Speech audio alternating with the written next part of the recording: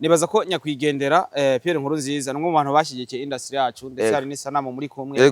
na Big Fizzo ndetse na Sadbi nibaza ko kubera ko ejo twari ko turamwibuka tushobora gufata kumbure nk'umunota umwe tumwibuke uriya mutama wacu ugasanga nta kintu kizima gusa nuko hari umuririmbyi nawe n'urumva yagiye gukorera intashima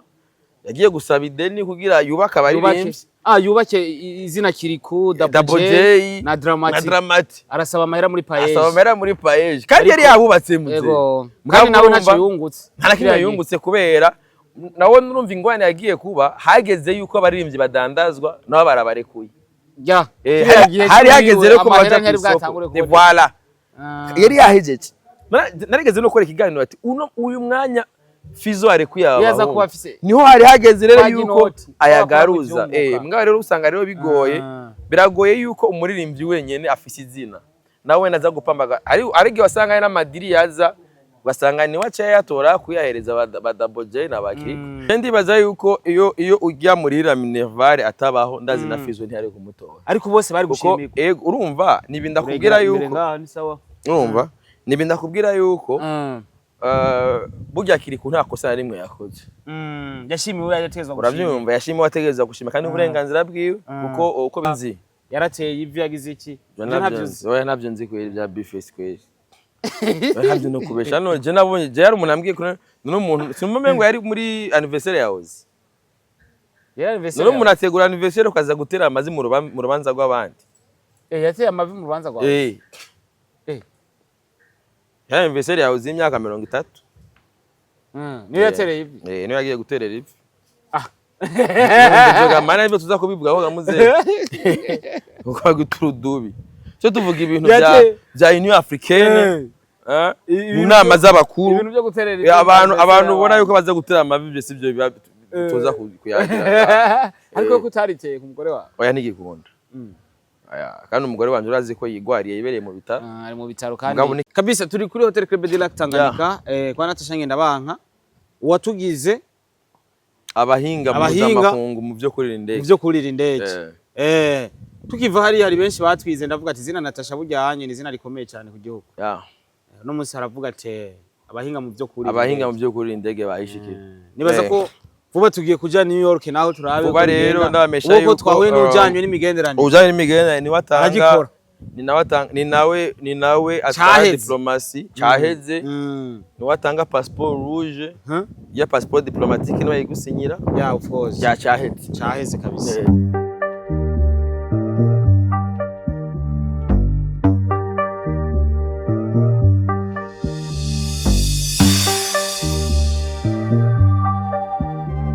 Yes, abakunzi ba Star TV ndabara mukice. Abahinga mu byo kurira indege. Abahinga mu byo kurira indege. Yego. Twamaze gushika kuri Hotel Club de Lac Tanganyika. Yego. Kwa Natasha Ngendabanka. Kwa Natasha Ngendabanka. Hano twari tunahakumbuye ko. Na boss yatwurije indege. Yakurije indege kabisa. Ubu naho tukaba turi mu nama z'abakuru. Inama z'abakuru burira indege cyane burya ubushikiranganje bw'imigenderanire urumva ko utagumi Bujumbura ushobora kugumi Bujumbura oya nigikunda rero bashobora kubigushiramwo oya babona yuko ata passport office ntibikunda kuza mu nama z'abakuru musanzwe rero izi nama n'umushikiranganje w'imigenderanire twahora muri Kenya twari twagendeye igihugu ca Kenya twari twagiye kuduza ibendera ry'Uburundi mu gihugu ca Kenya sivyo mu gihugu ca Kenya twararidogije neza aho muririmbyikazi Natasha Ngendabanka yatwaye agashimwe ka Tamani Africa by the way niho tunari nka twebwe urabona uno munsi ngaha aho twaje ni inama yateguwe n'uwo bita le chef de la diplomatie burundaise of course maintenant ce n'est plus le chef de la diplomatie burundaise maintenant il est le chef de la diplomatie africaine c'est de la diplomatie africaine of course voilà rero novuga neza yuko rero ubu rero twebwe nitukiraba Burundi gusa oya Buroje nawe nk'abahinga. Turabahinga ba Afrika. Abahinga ba Afrika. Mu byo kurira indege. Entre turanaberewe cyane. Turaberewe gose. Ubwato bitubwira nta ngorane. Hari abatugirira inzigo mugabo ntaco nibihangane biyakire. Ihangane. Igihe cyabo kizogera. Niko tugezweho. Urabona neza yuko ubu turaje no kuri Hotel 5 étoiles. Jambo mama. Umeze neza. Bazima. Ujya bavukana natasha aha turi kuri Hotel 5 étoiles. Hotel Club de Lac Tanganyika. Hotel Club de Lac Tanganyika. Hotel ikunda kubera ko hano manama murazi na president. Yana meruka kuba ngaha bamukombozi bose. Ego naha. Amanama y'abakuru agomba kubera ngaha. Bisigura yuko natwe no mushi twaramaze kuja kuri stade y'abakuru. Ari umuntu yigeze kumbwira nambe harambwiye ati kirazira kubwira nabo mukuru. Dusigaye turabaki abakuru. Niyo mpamvu tuzodusanga mwitondere ivyo muvuga. Mwitondere ivyo muvuga. Ushobora twarakuranye. Mugabo yawe ntukingano. Ubu kubera twe muzodusanga mu manama y'abakuru. Antre nibaza ko twababwira kumbure ivyari bigize no nama. Iyi ni inama ya Afrika. Ni nakunguko. Ni Afrika yitegiki kuba ino munsi ifise uburongozi bw'u Burundi. Novuga neza yuko uno munsi niyo nama ihari ko urabona neza hagiye muri sare hariho abaserukira abaserukira ishira hamwe mu karere ka Afrika region harimo nabandi ba ambassadeurs batandukanye abaserukira ibihugu byabo nga mu Burundi ko uno munsi isi yose iteze kumenya ati uno munsi Burundi kuba ari bwo butwara Afrika akunguko. Icicaro ni mu Burundi byo dushaka byose tubikora mu Burundi. Urabona neza yuko uno munsi ibihugu bya Afrika tugiye no muri Kenya aho twaheruka. Barafise ikibazo cha Gen Z. Barafise ikibazo cy'ururunganwe rushasha uno munsi bajana usanga umengo batwagwa n'imbuga ngorukana bumenyi. Sivyo? Ngabo gacho usanga twebwe urungano ngaha mu Burundi hariho ibintu byinshi ugwaruka rw'u Burundi go kwigisha Afrika. Urabona n'ubu nyene umujana ariko aratanga presentation n'uwaserukiye ikigo Paeje. Urumva? Ni ikigo cy'igihugu kijejwe guhereza imitahe ugwaruka roshobore kwiteza imbere. Kuko Paeje kuva ije uno munsi turabona umujene avyura umutahe agakora ikintu kizima kanamushikana aho yifuza handi. Voilà, ugasanga hari umujene usanga afise umutahe arafise ikintu ari bukore mugabo gatusanga nta buryo afise. Mugabo no munsi igihugu caricaye kiriga kiramenya ati uno munsi ugwaruka rw'u Burundi uno munsi ugwaruka rwa Afrika rurakeneye indongozi rurakeneye leta imenya ati wakufisi ikirekana jewe nce ngaho kugira ashobore gushikira kuko hari ijambo nyine icubahiro umukuru w'igihugu yavuze naryumvanye nyakwa mushikiranganje yavuze ati burya amahoro simugiye atantambari hari. Oya uravyumva ntigikwiye mugabo iyo hari ama opportunity akaronka bose iyo abantu bose baronka ubutungane kuko uno munsi igihugu turashobora kuba dufise amahoro n'umutekano nta biturika bihari. Sivyo nta biturika bihari mugabo rero uno munsi rero Afrika irake namba umaze kuronka amahoro n'umutekano hacakenerwa rero yandi mahoro yo mu mufuko amahoro yo mu kanwa. Kwera ko inzara akazinduka inzigo inzara nimba urabizi voilà urabizi. So novuga neza rero ko uno munsi rero hariho ibintu byinshi cyane uburundi bushobora kwigisha Afrika surtout nk'ugwaruka. Urana twebwe uno munsi ugwaruka rwacu rutahura imigambi ya leta rukanayiherekeza mu bindi bihugu siko biri. Oya biragoye bugerega uwo mugambi no mu Burundi wacu bisigura ko twe hari cyo dukora cisangije abandi badakora. Twebwe turaherekeza imigambi ya leta turayiherekeza ko nkuko president yatwigishije yuko leta nijewe yavuze ngo harungu wamwandikiye ati ngoye ngo ntukwiye gutwara ashamubwira okay nimba je ntabikwiye nawe ni witoze ngoya ngo je ngo ivyo navyo nzamwe ati okay utamujamwe reka rero ngo reka rero basije udashaka ndavyigire. Urabyumva kandi ari ikindi kintu naco ariho aka video kamaze imisi gaserikira no munsi warashaka ni nayo maturité novuga neza yuko Afrika uno munsi yo kwigira ku Burundi. Urabona hariho vision y'igihugu 2040-2060 hagashabaho niciswe agenda ya Union Africaine ya 2063. Ucusanga rero iyo agenda burya ibihugu byose vya Afrika vyofata bikigira ku Burundi ingene Burundi buriko buriyubaka ingene no munsi en fait Uburundi bwagiye buremporta ingene n'ibindi bihugu byose byiteje imbere ingene byagiye birakora batanguye kwanze bakoresha umutahe wabo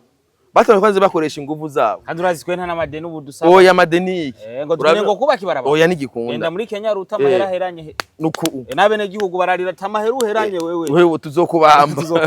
urumva rero so rero naho tusanga rero ucuvuga ati uno musi rero abarundi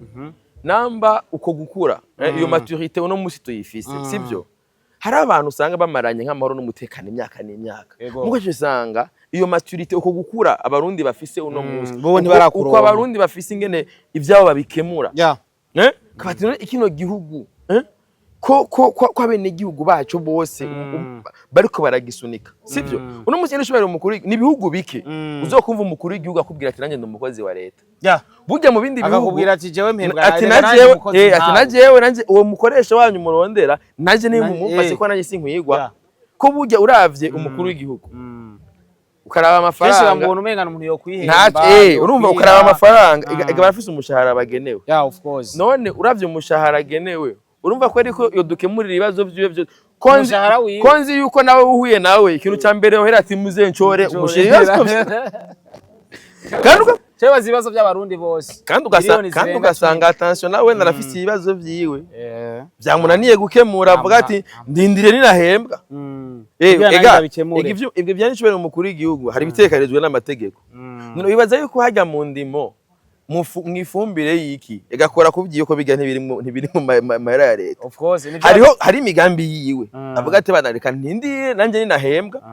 nzokemura ivyaje Musuko yavuze ati iwe ntabura umufuko w'ibigori w'ibiharage biga nivyo yirimira ararima biga rirarima mu kwiyungunganya kwiyo kandi yamya bikora sivyo none akavuga ati ofite no munsi niho turiko turaronka rico bitari indongozi za nyazo kandi rero ivyo vyigwa hamwe umunyafrika wese ahari yo vyigira ku Burundi Afrika coba igihugu kidasegereretse nimwe yavuga ati Ubushinwa bwaravuze ati Burundi burya mwe muratunze kuturusha aca baramuseka baramutwenga acarabere abaduge bagaguma urumva twagize ikibazo izo ni inyigisho mbi twahawe mu mashuri kandi ndamaze kubivuga inshuro nyinshi twese batwigishije tuze kurundanira ahantu hamwe uravyumva kandi ico kibazo cyo kurundanira ahantu hamwe ntabwo kiri mu Burundi gusa ico ni kibazo Afrika yose ifise Afrika rukuntu akunze kuvuga ngo ni imwe usanga hose umuji usanga ari umwe bose barazi bakarundanira ahantu hamwe kuko umenga iterambere urabe wo ibihugu byabo genda urabeza Etats-Unis uramusa ashaka kuvuga uti amwe tugiye kugenda amwe tugiye abo tuzogenda New York urumva ngo New York ukumva ngo Chicago ukumva ngo za inde ahantu hose hatandukanye ukumva ubuzima buriyo mugabo twebwe akacego bagomba kutwumvisha yuko ubuzima twese tuburondera he ahantu hamwe ubuzima burondererwa hose ukumengo ntovanga ugenda iburunga uje gupambanira Dr. Ntuze mwe yaduca ko hari ntiyavuye iburayaza Ntuzenya Dr.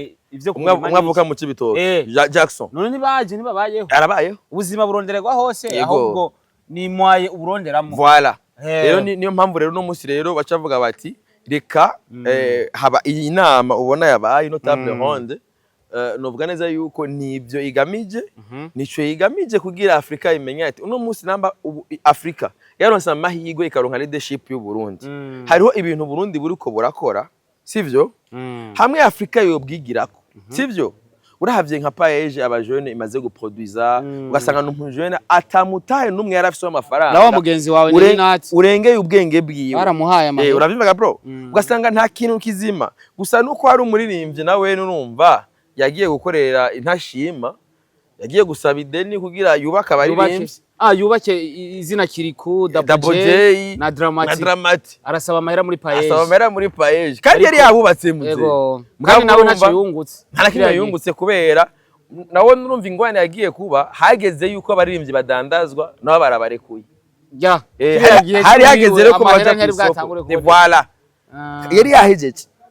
narigeze no gukora ikiganiro ati uyu mwanya Fizo arekuye aba niho hari hageze rero yuko ayagaruza mbwa rero usanga rero bigoye biragoye yuko umuririmbyi wenyene afise izina nawe naza gupambaga arige wasanga na madiri yaza basanga ni wacha yatora kuyahereza ba Double J na bakiri na wachibona yafuye gusa kubarekura DJ Pora barabacaki yacasangura kubakubisha amatourne urazi ko bavuga ngo hari ukuntu batumvikana ni Dramati yatangiye kugenda Dramati yatangiye kumutwara aramutwara muri Europe badaboje baragenda n'abandi urumva ko byaraciye inzira abantu no munsi novuga yuko umuziki wacu ntukiri kuri level kandi numva neza yuko Paeje irabifisemo uruhara iyo Bantu Boy itaronka wa mutahe uno munsi qualité dufise abanyamuziki dufise uno munsi ntibaba bari ku rwego aho ruri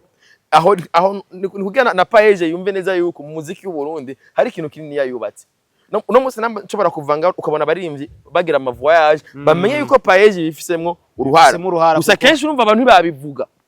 Nige mvuga yuko Fizo yaronse inoti ya Paeje urazi wenyene ko yacaza kunyataka navuga ati no ibi ndabivuze ku neza y'igihugu na Paeje yiyumve yuko amafaranga yashoye mu muziki atabaye imfa gusa kabisa ubuye na Paeje ashobora kwikubita ati jewe na Paeje ahiri ashobora kwikubita gutya kavuga ati jewe Paeje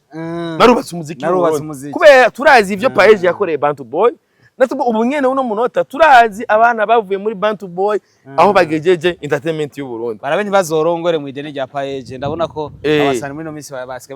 ariko ikibazo imbere ko tuza kwivyo byo kurongora ikibazo nza kubaza ni iki koko abavyeyi baraturera bakatwigisha bakaturihira ishure iki niki iyo bishise ugaheza amashuri ukaja gukora ikindi kintu bakadufate nka kiriko kuya kuresha aja gukora umuziki agaca ashimira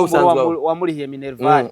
koko umuntu akwiye gushimira umuvyeyi yamwibarutse iyo hageze mu kazi akora canke akwiye gushimira umuntu yamwubatse mwako kazi je ndibaza yuko iyo ujya murira Minerval atabaho ndazi na Fizo ntiyari kumutora ariko bose bari gushimirwa urumva nibinda kubwira yuko urumva nibinda kubwira yuko burya Kiriku nta kosa rimwe yakoze yashimiwe yategezwa gushima uravyumva yashimiwe ategezwa gushima kandi uburenganzira bwiwe kuko uko bigenda kose Oscar niwe yamumanukanye Bujumbura sivyo amusubiza kwishura niwe muntu wa mbere kandi niwe yamuhatiye kwiga je ndibuka c'est vrai jewe arafite diplome jewe ndibuka neza yuko igihe nunze nyagisohora soma namba Kiriku yagisohora soma namba ijari yayisohoye ataraja muri Bantu Boy yari muri Bantu Boy gusa ntiyari bwashikiyo fresh yari muri Bantu Boy igihe agisohora soma namba ndibuka yuko ijya ndirimbo eratawukanya agashime ka top 10 muri BTV ico gihe hari kibazo cyuko Oscar ashaka yuko Kiriku yiga Kiriku nawe yishakira umuziki Oscar avuga ati urabyumva ansuye kwishuri wa voilà Oscar ashaka yuko umwana yiga Kiriku nawe yishakira umuziki agatera igiharuro ngumye muri Bantu Boy nawo mbayeho nabi ubuzima ni bubi dufungura voilà nire tubigenze gute cya turafata decoder yatsindiye cya tuyivunya amafaranga nuko bitaka 30000 decoder twabaha decoder wabaye wa mbere muri top 10 twamuha decoder ya Star Time kubera ko turagira promotion ya beat ya urimo mbayigurishije mbayidanaje mbayikuse ku soko ni proposition twamuhaye ati swateka tugwe decoder cyane tugwa mahera ko urumva ico gihe ubaye wa mbere muri top 10 ya BTV twajya tumwereza decoder iyo ni projet twatanguranye na Spox yavuze ngo akeneye note kugira ngo ingene afungura muri iyo misi kurumva we yashaka umuziki cyane yavuga ati ntaco reka umuziki mbwa ushaka nuko umuziki byasaba gume kuri Bantu Boy kuri Bantu Boy naho ntarasiriye hama kwiga naho byasaba be ko Oscar naho umuziki ni wari kubamo umva umuziki yakora kwa Fizo irasyo kwa Oscar rero bigasha bigora ingene atambikitse urumva muri byose yaciye avuga ati voilà rero novuga neza yuko Oscar aramaze kumubaka kuba igihe cyose Fizo yamurekuye Oscar yacamutora yacamufata ati bisigwa rero Oscar yaramubereye umuvyeyi cyane genre ariko tutibagiye ko Oscar yigeze kwidoga umunsi umwe bivanye n'ibibazo yagiranye na Bakirika avuga ati aba bahungu iki wabonye indege ya Uganda kwigiye Uganda Airlines ndakwibutsa ko nga muri Club Dirac abantu bakora muri Ethiopia ni bari aba pilote bose bazakurara ngaha basinye contrat ni 5 étoiles Club Dirac Tanganyika yego so nibaza ko ari uko igihari Paeje tuyishimire cyane kubera kurumva ko hari ico yamaze kuba jeune na cyane kubera ko Paeje sinibaza kushigikira abatanga novuga neza yuko Paeje batamutama yuko ntari abamuhamahe oya nivyo bo kiretse ufise umugambi uza kungura abajeune ndibaza ko bogo yego kabisa bifese ari gukora mariage mbambe aherutse gukora novuga ko ari nka mariage ijya kumbure mariage official ntiraba navyo nzi yarateye ivi yagize iki navyo nzi kweli bya bifese kweli navyo no kubesha no je nabonye je yari umunambwiye ko n'umuntu simumengo yari muri anniversaire yahoze no umuntu ategura anniversaire ukaza gutera amazi mu rubanza rw'abandi yateye amavi mu rubanza rw'abandi ya anniversaire yahoze imyaka 30 niyo yatereye ivi niyo yagiye guterera ivi Ndoga mana ibyo tuza kubivuga ho gamuze uko guturudubi cyo tuvuga ibintu bya Union Africaine inama z'abakuru ibintu byo guterera abantu ubona yuko baza gutera amavi byo sibyo tuza kuyagira ariko kutariteye ku mugore wawe oya nigikunda kandi umugore wanje urazi ko yigwariye yibereye mu bitaro ari mu bitaro kandi uko biri kose d'abord nibaza ko twoshimira kwanza ministre ajejwe imigenderanire bona uno munsi yavuze ati haraba kino gikorwa simbizi tugahabwa ubutumire kugira dushore gushika muri kino kibanza vision priorité héritage du Burundi pour l'Afrique ni programme mbani byatuzanye ngaha kabisa kuba Burundi butwara Union Africaine bamwe batwinubatse kwe dukora ibintu by'akajagari dukora content uno munsi nitwe dushikiriwe oya nitwe oya twarababwiye yuko ibintu byose bikuru byabo tuzobitoba ibintu oya nta nakimwe tuzotoba ibintu ndabwiye ati ibintu byose binini tugomba kuhaba nimba bifuza ko tuzoba turi kumwe nabo sawa batavyifuza tuzohaba twenyene umva ubu turahaba kandi urumva ni ibintu bikomeye nk'umurundi biraryoshe yuko no munsi kuba ubu dufise agaciro gakwiye wicara hano ukabona ambasaderi wa Ntuzinya wa Belgique ari ngaho bose bara ukavuga ati nishaye imbere y'umuzungu bose bari ngaha uno munsi nibaza ko igihugu cyacu kiraryoshe ndetse na president wacu ni president umwe rudende Burundi bwatunze na Afrika ndetse no kwisi no mbere ushobora kureka kuryoherwa uraraba ikiganiro ciwe mzaradutamo nabonye garuze pasito yaravye bite turega muze tutagucokoze igahura umujama wacu urumva muze wacu turamukunda kandi turanamwubaha hariho ikintu kiryoshe nuko ni bimwe nakubwira yuko ari byo Afrika ikwiye kwigira ku Burundi uno munsi twebwe umukuru w'igihugu cyacu tumwereka urukundo tumufitiye niyo mpamvu na wene ahari hagani yareka kwitoza twari gutera akajagari kabisa n'uyu twe dukeneye uyu niwe dushaka kubera niwe yaratwiyumvishemo yuko turabajene biraryoshe kandi aragerageza kutweka twese turabarundi biraryoshe iyo umufise umukuru w'igihugu sivyo akwereka yuko mu rugendo arimwe namwe muri kumwe sinzi ko abonye iyo tugiye na première dame muri sport urabona neza yuko première dame arakora sport asubwo tudashobora nigera ro kwera tubwo turamaze kwibigo abo je nibaza ko baza abantu ati mwagariki na ambulance zibazi arahubwo tuwarushene bamupakire bisigura iki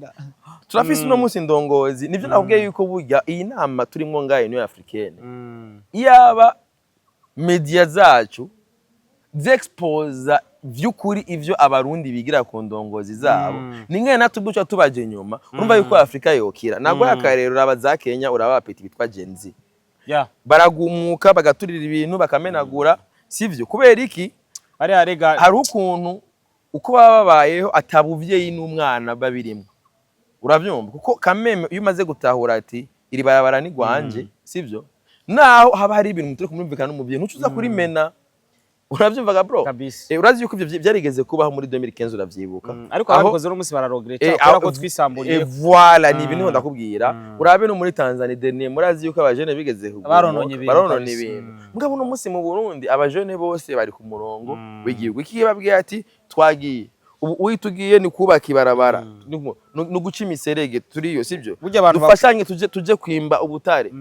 uravyumva burya abantu bakwiye gutahura kwera ko Uburundi urashobora kuba ubibujumbura abantu bose ugasanga hafi nka 50% urabazi muga muri Kenya suko bimeze kandi nta mukenya uzobona na mugenzi we bari kurira kosa oya nibikunda cyabibaza re mu Burundi twashaka guca kugisiniya turi 10 cyane kenze twebwe Jena Starboy twagiye mu restaurant iraho baratangara babuye tureshinda baca bamenye ati bana barundi kubera iki hari urukundo dufisane hagati ya twebwe ari nago dukwiye no musi kudandaza sivyo rero novuga neza yuko ati izi nama mwenizi burya abari opportunité yuko novuga neza yuko isi n'amakungu bamenya uburundi bwari bwo bamenya ati abarundi abari bo kuno munsi abarundi ashaka kuvuga yuko ni hanga rimaze gutangaza abanyamahanga kuko abamaze kugerageza kuzana ibintu byo ducanisha hamwe ni benshi mugabo byaranze kabisa tuguma twunze ubumwe turafise umugozi dusenyera ko twese tutigera duca tukiri ngaho aro dukwiye no gukomeza tukiri ngaho nibaza ko nyakwigendera Pierre Nkurunziza numwe mu bantu bashigikiye industry yacu ndetse hari n'isanamu muri kumwe na Big Fizzo ndetse na Sadbi nibaza ko kubera ko ejo twari ko turamwibuka tushobora gufata kumbure nk'umunota umwe tumwibuke uriya mutama wacu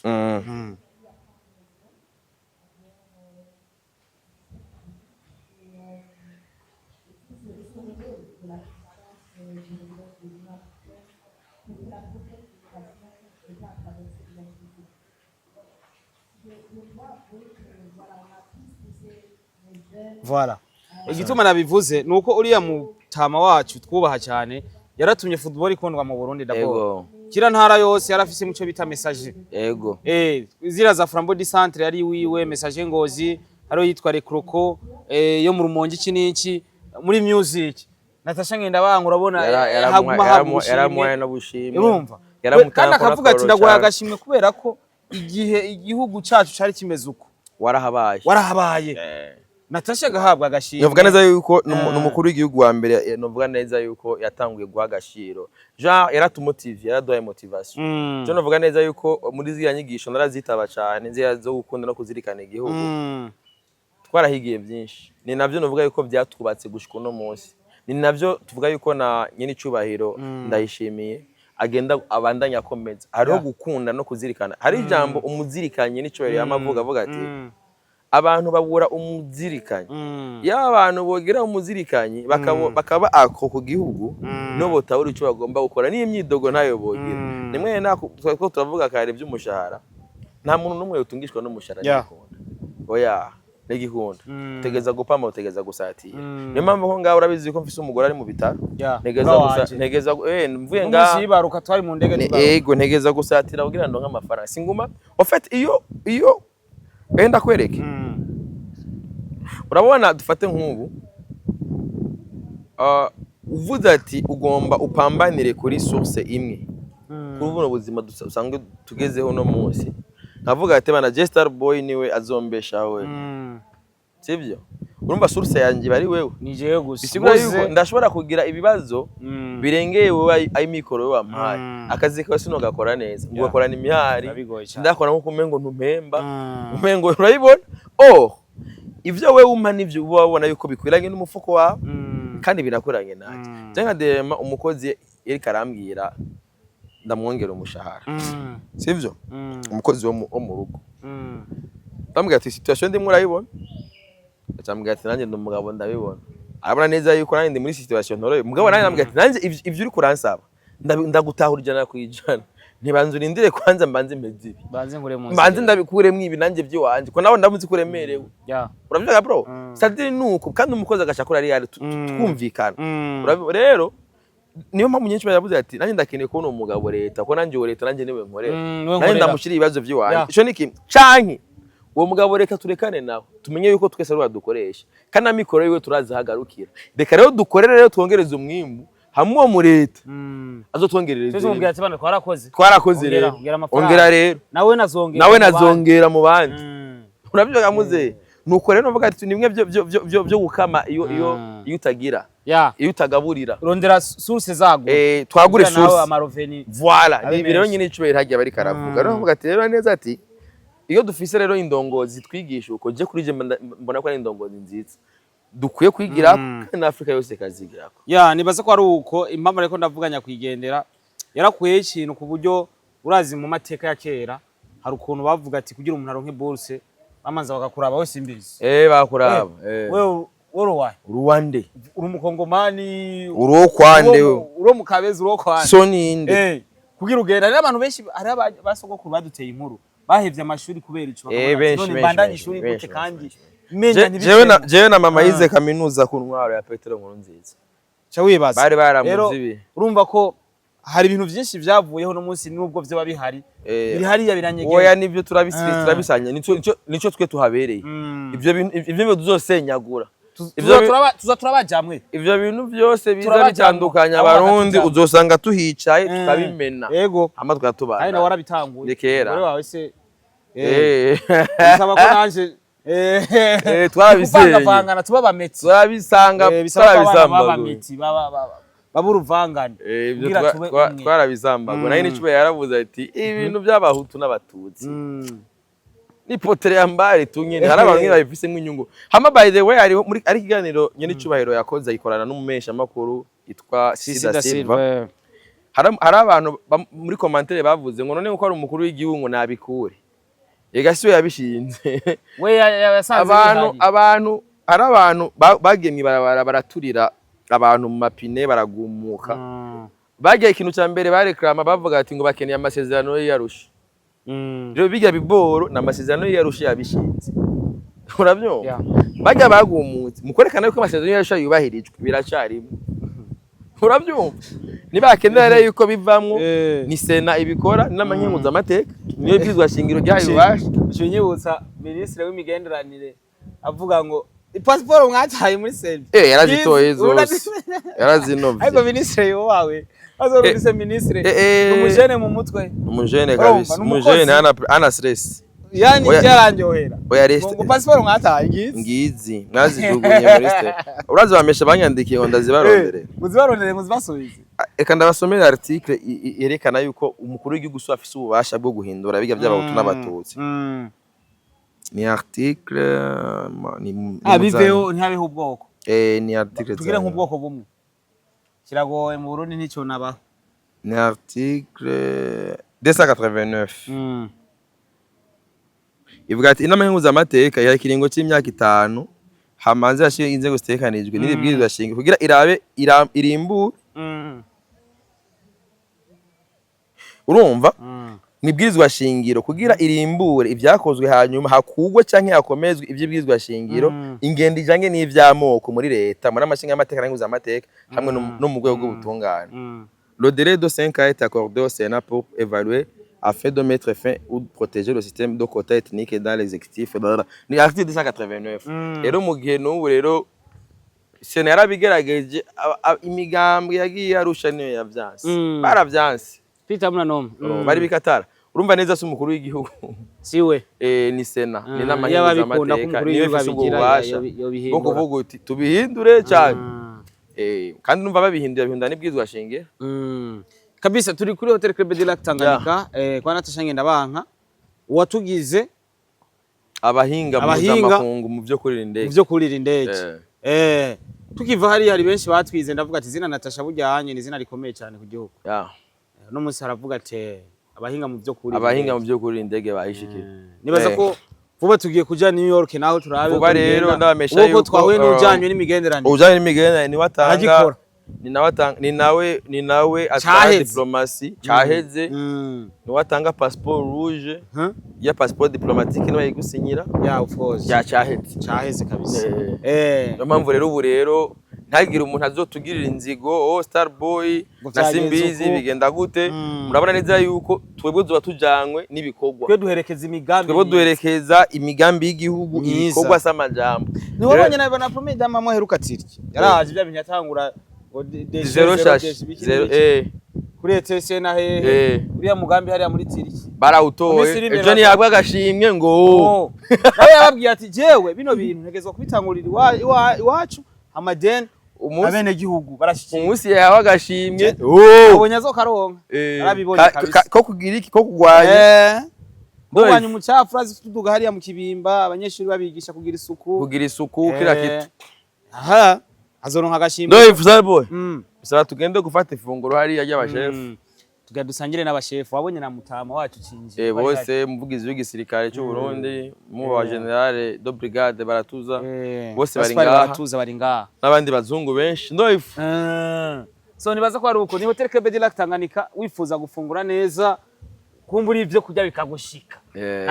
hantu usanga hari ifi za rouge hari ifi bakaza usanga ari rouge hagati yego irahari ani bazaye kukeneye nazafi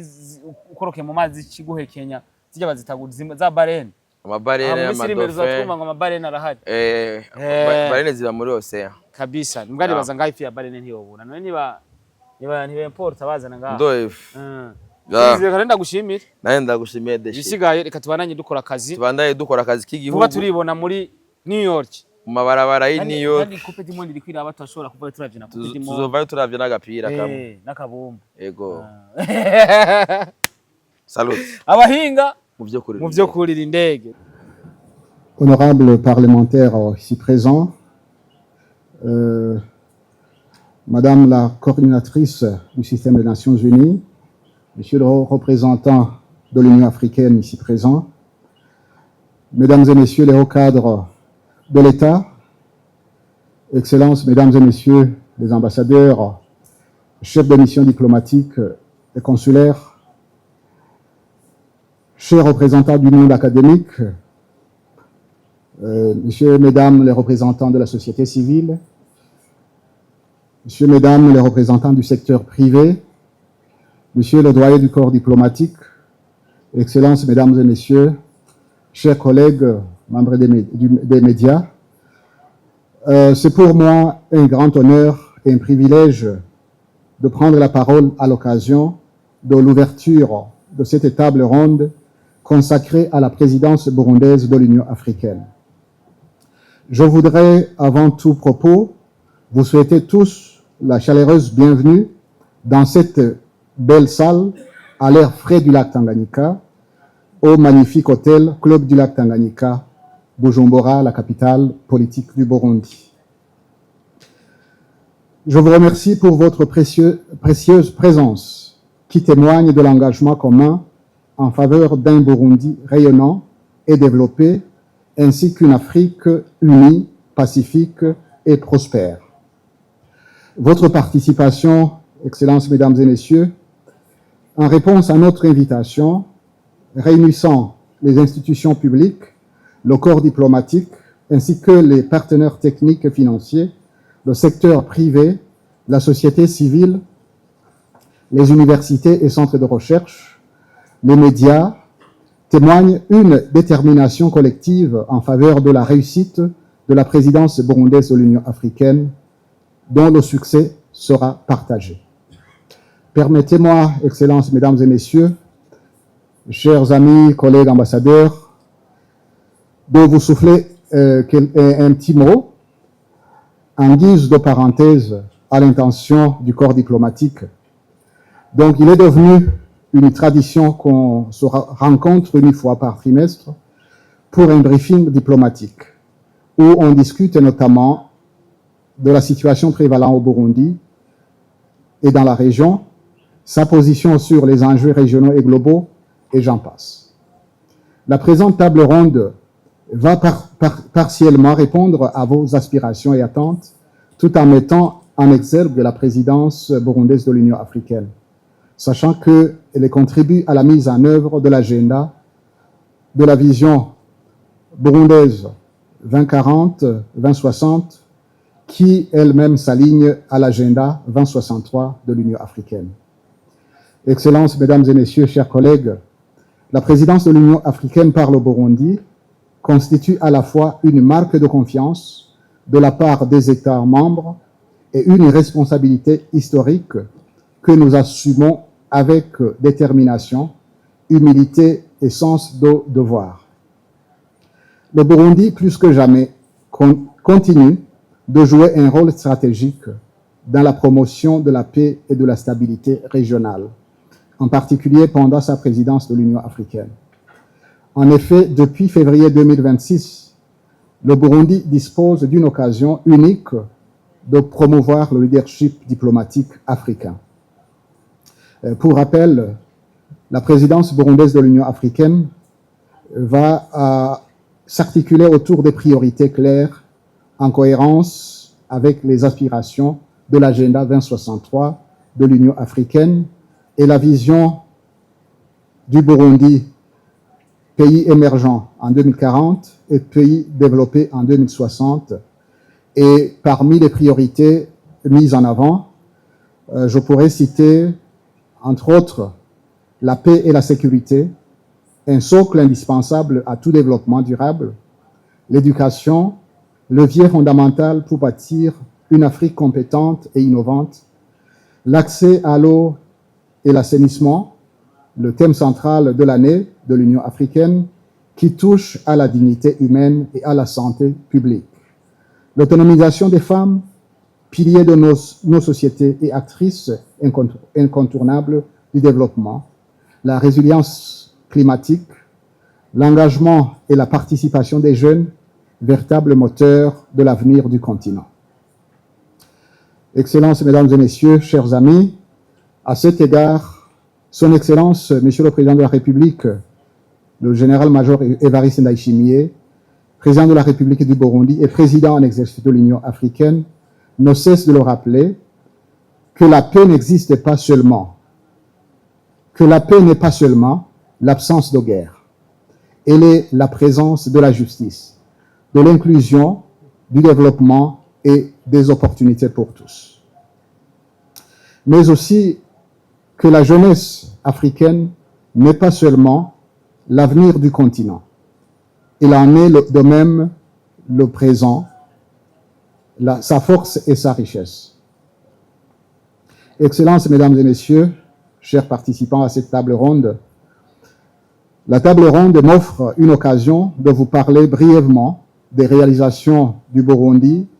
de l'importance de cette présidence pour le Burundi, ainsi que les opportunités qui l'accompagnent malgré les défis auxquels il fait face. Sous le leadership éclairé de son Excellence M. Évariste Ndayishimiye,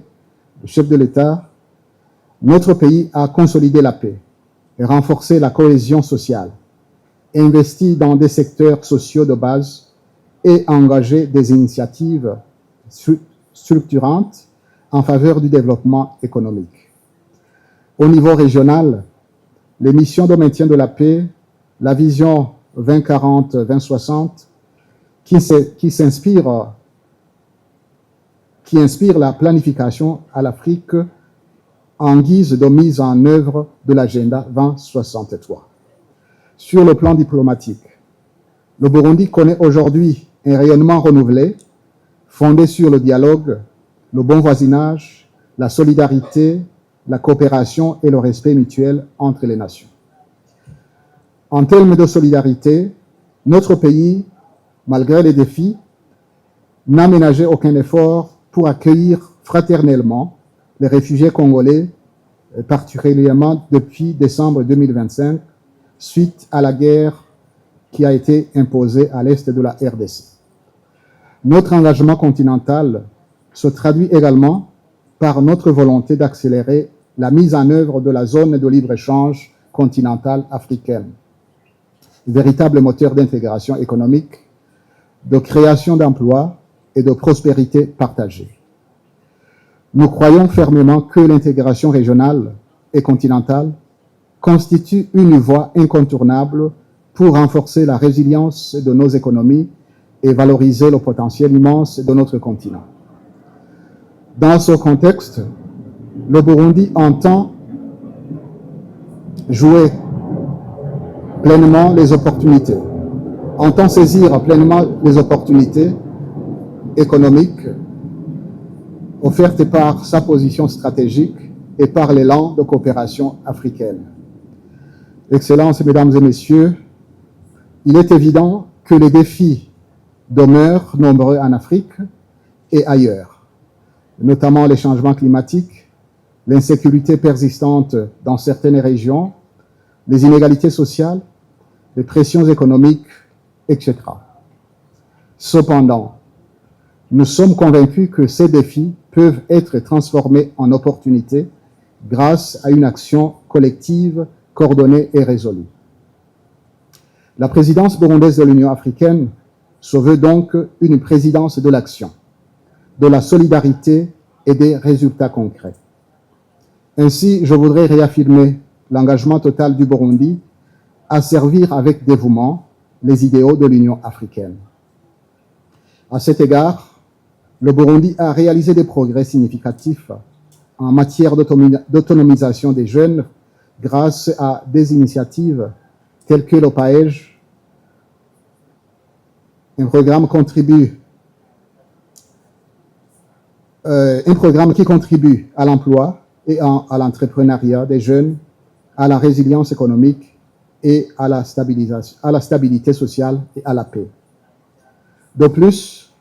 le Burundi encourage le dialogue intercontinental entre les jeunes et accueillera une nouvelle édition du 10 au 12 août 2026, ce qui permettra d'établir des partenariats avec les réseaux des jeunes africains et mondiaux pour l'échange de connaissances et d'innovation, et cela va renforcer la position du Burundi en tant que pont entre l'action locale et la vision régionale continentale. Excellences, Mesdames et Messieurs, chers participants, je voudrais souligner que notre politique étrangère est fondée sur le bon voisinage, la solidarité, la non-ingérence dans les affaires d'autres États, le respect de la souveraineté.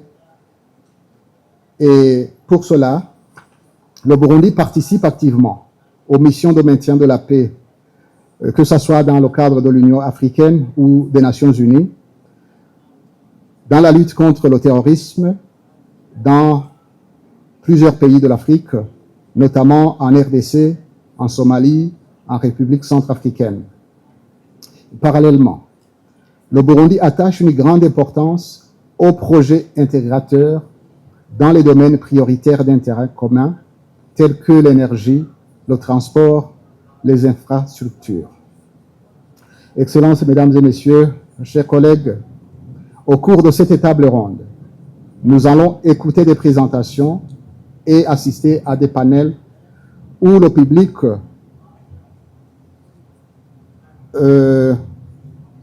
pourra aussi poser des questions et par rapport aux enjeux de la présidence de l'Union africaine par le Burundi, les priorités stratégiques et opportunités pour le Burundi durant la présidence de l'Union africaine. À cet effet, une place de choix va être réservée au public pour poser des questions et apporter des contributions. Nous comptons donc sur la contribution de chacun d'entre vous pour enrichir les réflexions de cette rencontre et formuler des recommandations pertinentes pour faire avancer notre agenda commun, de renforcer davantage la compréhension nationale ainsi que la mobilisation des partenaires autour des enjeux, des priorités stratégiques et des opportunités qu'offre cette haute responsabilité continentale. Et sur ce, Excellences, Mesdames et Messieurs, chers collègues, je déclare ouverts les travaux de la table ronde sur la présidence burundaise de l'Union africaine. Je vous remercie et que Dieu vous bénisse.